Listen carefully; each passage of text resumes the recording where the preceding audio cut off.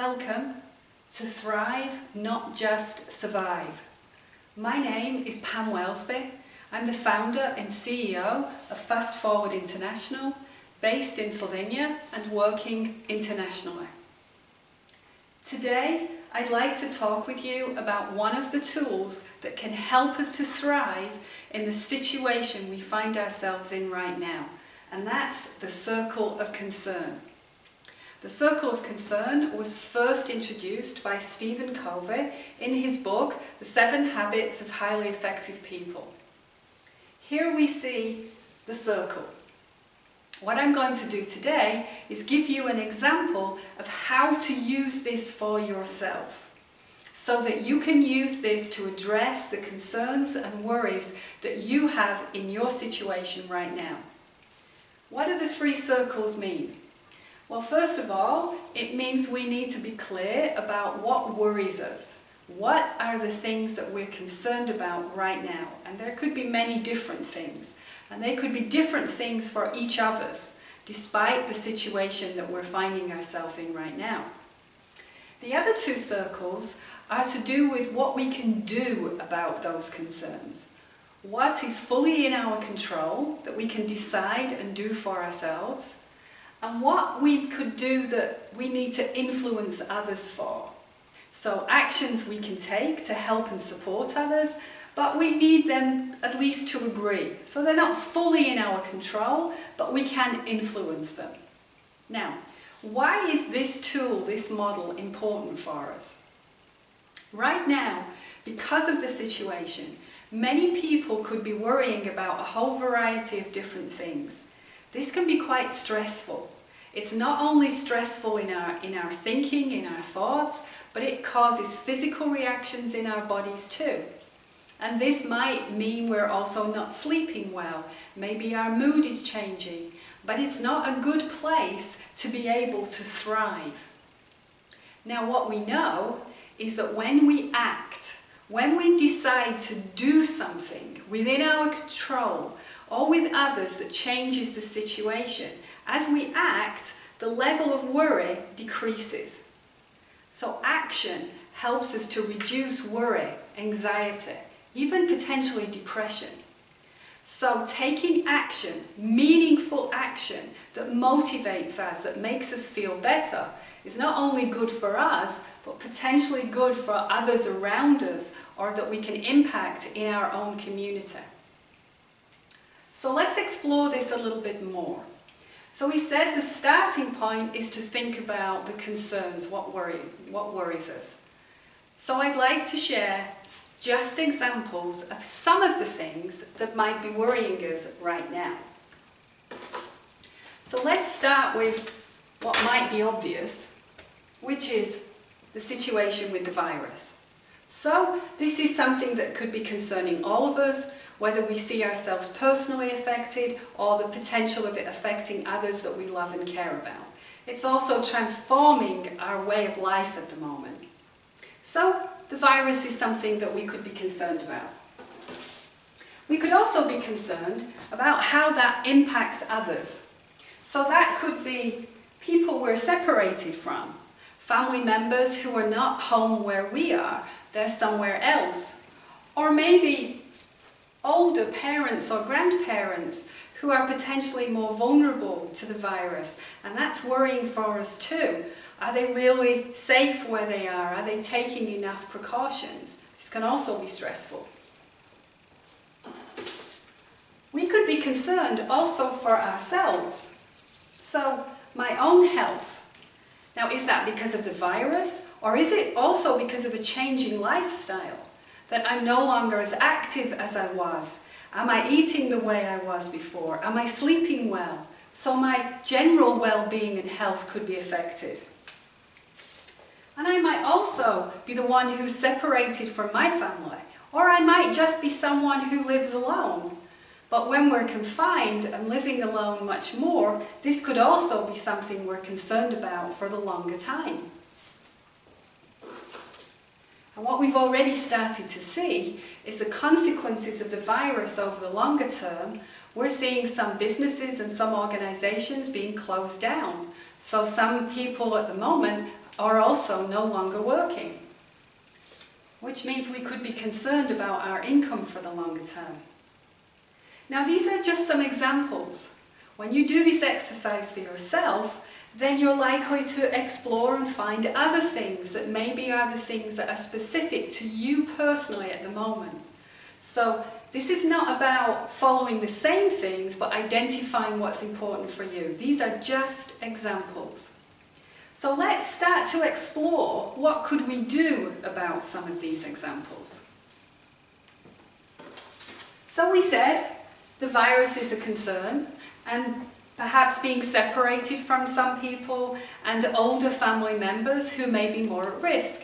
Well, is there anything we can actually do about that? Or do we just have to wait and see and hope that they stay safe?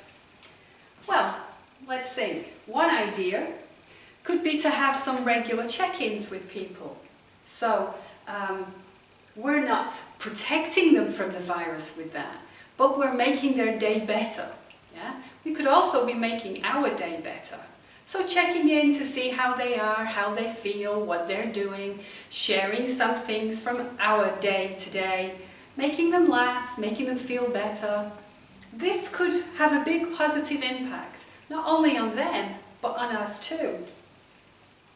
Connected to the same issues, maybe we could also, where we're concerned about people who are more vulnerable, perhaps we can order food for them so they don't need to go shopping for themselves. This is something else that we can do that can limit, it can ease some of that concern and that worry that we have for them. We're acting and the level of worry is decreasing because we know we're making a difference. So what else can we do? We said about ourselves, our own health, and whether or not we are alone or also with people. Well, we can maybe exercise. Now, we might say at the moment, well, you know, I live in a small apartment, I don't have a lot of space, I used to go cycling, I can't do that anymore. Well, what can you do now? Now, having been someone who's travelled a lot on business and stayed in a variety of different hotels, I can tell you I got very used to being able to exercise in that small space between the edge of the bed and the wall. It's quite amazing how many different exercises you can do in this space. So even in a home where you don't have a lot of space, there are still exercises you can do if you choose to. And if you look online, you'll find examples of people sharing how to exercise at home with no particular equipment. So you'll be exercising maybe differently to how you were before, but you can still take care of your health. Maybe you can also do more meditating. Meditating in the morning is a way to help us start the day from a more balanced place, more relaxed. It's also a good time at the end of the day to meditate because this again calms us down and creates a more peaceful feeling before we go to sleep, which can help us to sleep better, which is also an important way to take care of your health. Now you might have many other ideas too. These are just two that can help you with your own well-being whilst you're home for a period of time. Well, let's say you don't already know how to meditate. Well, maybe you can learn. Maybe there are other things that you can learn while you're home. Maybe you've been thinking about learning a second language, or maybe there are other skills or tools that you'd like to learn. Much is available online these days with online programs and of course just reading. But more than just helping you, for example, to learn to meditate, this could be something that could even impact your income from the future. So the chance to learn something new. So whatever happens, you would have more options, maybe for work in the future, because you're upskilling yourself. The more we think about things like this, the more creative options we can often find. Let's go back to the virus itself. So, is there anything we can actually do about that that will help us to feel better in this situation? Well, we're all being advised to stay inside, to limit our contact personal contact with others as much as possible. This is something we can all commit to and we can concretely do that means we're limiting the spread of the virus.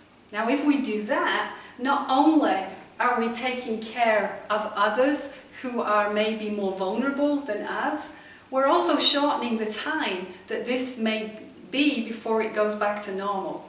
So it might be sooner when we're back together with those we love and care about. In terms of our own health, we're going to be in a better place ourselves if we have not had to take some of these precautions, but again, we can get back into our normal way of living sooner. So staying inside also has many benefits actually on most of these things. What you see is it's not just one solution to one thing. Yeah? Now, I've put all these in the middle here at the moment, that they are all things that we can decide and we can do. But some of them are dependent on others. So, with some of our regular chats, we might need to talk to those people and then suggest the idea of checking in daily or once a week or whatever you want to do. If you want to order food, this is some people you need to influence who will agree for you to be able to do that for them. So what we see is a picture starting to build about what the worries are and what your options are of what you can do about it. Now remember, these are just examples. So after you finish watching this video, I ask you to get yourself a pen and paper, watch it one more time, make your own circles of concern, and think about what is worrying you right now and what can you do about it.